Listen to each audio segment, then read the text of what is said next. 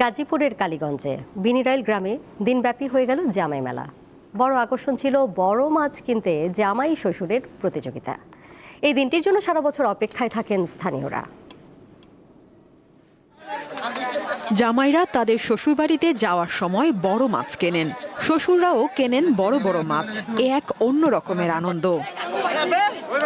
এই আনন্দকে উপলক্ষ করে কালীগঞ্জের বিলিরাই গ্রামে প্রতি বছর অগ্রহায়ণে ধান কাটা শেষে পৌষ সংক্রান্তিতে বসে এই মেলা। সামুদ্রিক বড় বড় মাছের পাশাপাশি এখানে দেশীয় নানা জাতের মাছও বিক্রি হয়। শাপলা পাতা মাছ, এটা নিয়ে আসছি চট্টগ্রাম ফিশারি ঘাট থেকে।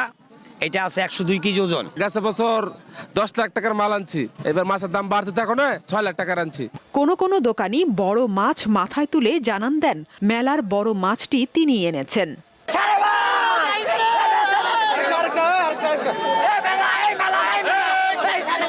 মূলত মাছ মেলা হিসেবে শুরু হলেও পরবর্তীতে এটি জামাই মেলা নামেই বেশ পরিচিতি পায়। আমার শ্বশুর বলছে গাজীপুরের বিনিরাইলের জামাই মেলা থেকে যত বড় মাছ আনতে পারবা তত সুন্দর মেয়ে পাইবা। মাছ কিনছি 7,000 দিয়ে ঘাস কাপ মাছ। আমি এই এলাকারই জামাই, শ্বশুরবাড়িতে মাছ পাঠাবো। রুই, কাতল, বিকেট, তারপরে আপনার কারফিউ, তারপরে আছে গ্লাস কাপ, কালীবাউস। মেলা উপলক্ষে মেয়ের জামাইকে দাওয়াত করে আনা এই এলাকার মানুষের রীতিতে পরিণত হয়েছে। আমরা 3টা ফ্রেন্ড আসছি এখানে, আমাদের 3জনই আশেপাশে বিয়ে করেছি, 3টাই জামাই। যখন আসলাম এখানে দেখি যে আমি আমার চাইল্ডহুড মেমোরিজগুলো খুঁজে পাচ্ছি। যখন ছোট ছিলাম তখন আমি এমন ভিলেজ ফেয়ারে যেতাম। আয়োজকরা জানান, ব্রিটিশ আমল থেকে আয়োজন করে আসা এই মেলার বয়স 250 বছর ছাড়িয়েছে, তাই বেড়েছে মেলার পরিধিও।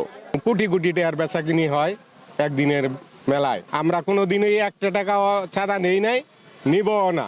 কেউ যদি নেয় ওদের আইনানুগ ব্যবস্থা নিমু আমরা। মেলায় 3 শতাধিক মাছের স্টল ছাড়াও ছিল আসবাবপত্র, খেলনা, মিষ্টি এবং হস্ত ও কুটির শিল্পের নানা পণ্যের বাহার।